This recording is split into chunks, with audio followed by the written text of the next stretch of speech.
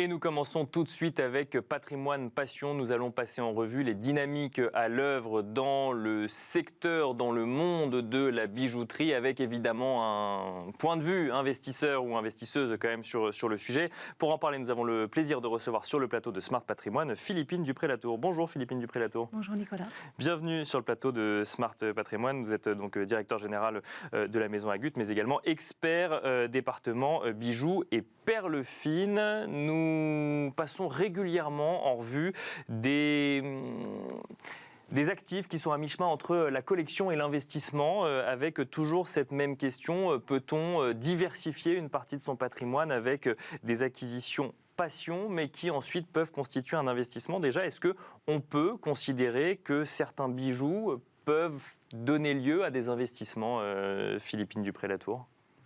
Alors, le bijou, effectivement, acheter un bijou peut être abordé de différentes façons.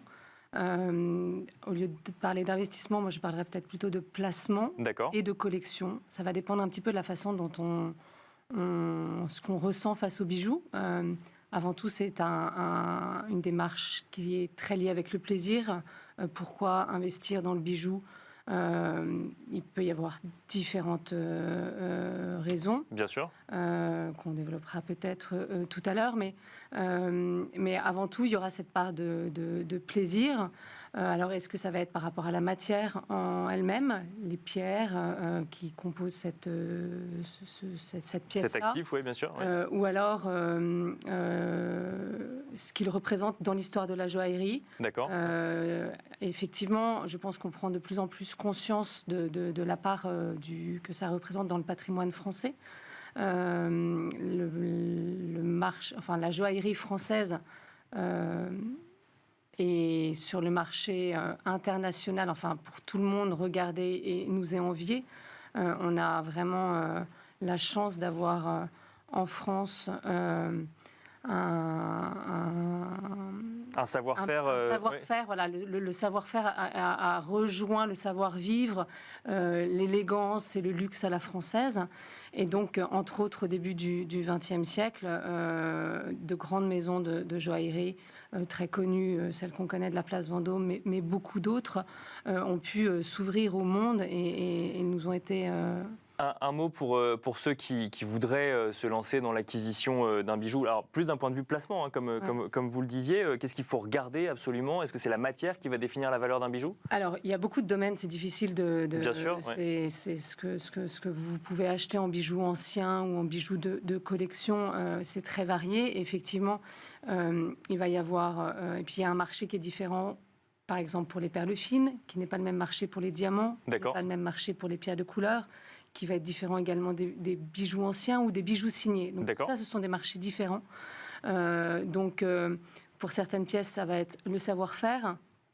Pour d'autres, ça va être les pierres qui les composent. Pour d'autres, ce qu'ils représentent dans l'histoire de la joaillerie. D'accord. Là, il y a différentes façons d'aborder ça. Et quand on parle d'histoire de la joaillerie, on parle de quoi, comme des courants artistiques finalement, mais propres à l'histoire de la joaillerie, c'est oui, ça? Parce qu'en fait, la joaillerie a évolué avec le temps par rapport aux modes et aux courants, mais aussi par rapport, très souvent, on va se rendre compte que c'est lié aussi aux événements politiques, au contexte. Et voilà, tout au long, entre autres au long du XXe siècle, pour prendre qu'une période, le bijou 1920 est très différent du bijou des années 40-45. Et voilà, ça va suivre en fait l'histoire d'une société. D'accord. Oui.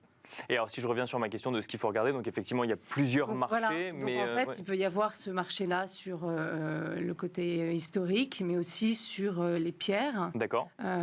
Donc là, ce serait difficile de vous faire un cours de gémologie bien sûr. Ici. Mais ça veut dire qu'on peut acheter un bijou uniquement pour la pierre qui... Alors, on peut acheter un bijou uniquement pour la pierre. C'est très souvent les pièces les plus importantes en termes de valeur vont souvent être celles-là. Mais pas que, voilà. Donc, il peut y avoir des bijoux de valeur importante sans pierre importante. Voilà, ce qui qui n'est pas forcément ce à quoi on va penser en premier. Quand on veut acheter un bijou, alors toujours en matière effectivement de placement, on se tourne forcément vers une maison de vente aux enchères et c'est là où on voit effectivement peut-être des collectionneurs s'arracher certains bijoux pour une pierre ou un morceau d'histoire. En fait, la magie de la maison de vente aux enchères, c'est que vous allez avoir beaucoup de choses très différentes, qui peuvent répondre à vos goûts, à vos envies. Vous allez avoir des experts qui sont là pour vous renseigner, pour vous apprendre et vous partager ce qu'ils connaissent sur le bien. C'est des métiers la plupart des personnes qui travaillent en maison de vente aux enchères, ce sont des passionnés. Donc, on est ravis de pouvoir transmettre tout ce qu'on sait sur un bijou, faire comprendre à l'acquéreur l'intérêt, ce qui fait sa valeur, parce qu'effectivement, c'est pas de premier abord évident quand on n'est pas informé là-dessus. Une question, parce qu'on a quand même l'impression, quand on parle de métaux précieux ou de pierres précieuses, que les valeurs sont plutôt stables et quand elles évoluent plutôt à la hausse, surtout quand on parle même de métaux précieux physiques. Est-ce qu'un bijou peut perdre de la valeur ? Alors, effectivement, il y a un côté assez sûr dans ce placement, assez stable. Et effectivement, quand on voit que beaucoup de marchés sont en difficulté, en général, le secteur du bijou reste très stable, voire quelquefois avec des effets inverses et va augmenter. Perdre de la valeur, il peut y avoir des modes, en fait. Voilà, les bijoux, par exemple, Art Nouveau, en ce moment, sont un petit peu moins regardés par les collectionneurs que la période Art déco. Voilà. Mais ça, c'est des choses qui, à court terme, on observe, mais à moyen et long terme, à partir du moment où on n'a pas beaucoup parlé, mais c'est vrai que l'intérêt d'un bijou et ce qui fait sa valeur, ça va en grande partie être par rapport à la qualité. Donc, à partir du moment où vous achetez effectivement une pièce qui a une qualité soit sur sa pierre, soit sur la fabrication, soit des choses avec un vrai savoir-faire, vous n'avez pas tellement de risques. Dernière question, est-ce que la signature, comme par exemple pour un tableau, joue sur la valeur ou la qualité du bijou ? Alors la signature joue beaucoup. Il n'y a pas que ça, parce que c'est vrai que sur les bijoux anciens, c'est un phénomène assez récent, la signature dans l'histoire du bijou. D'accord. Donc les bijoux anciens n'étaient quasiment jamais ou que très très rarement signés. Voilà, c'est vraiment quelque chose qui s'est beaucoup répandu au XXe siècle. Voilà. Donc sur les bijoux anciens, déjà, on a rarement des signatures. Quelquefois, on va réussir à authentifier par rapport à des poinçons. Voilà.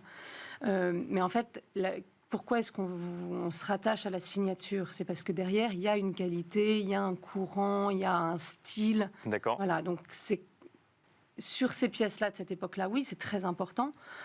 C'est important aussi parce que le marché, maintenant, il est très international. Donc, pour des acheteurs qui sont à l'autre bout du monde, qui ne peuvent pas forcément voir la pièce, mais qui veulent, parce que le monde entier veut des bijoux français, le fait que ce soit signé, c'est pour eux un gage de qualité qui est un peu rassurant. Donc, oui, la signature est importante. Merci beaucoup, Philippine Dupré-Latour, de nous avoir accompagnés dans Smart Patrimoine. Je rappelle que vous êtes directeur général de la Maison Agut, mais aussi expert au sein du département bijoux et perles fines. Merci beaucoup. Merci beaucoup. Merci à vous de nous avoir suivis. On se retrouve tout de suite dans Enjeu Patrimoine.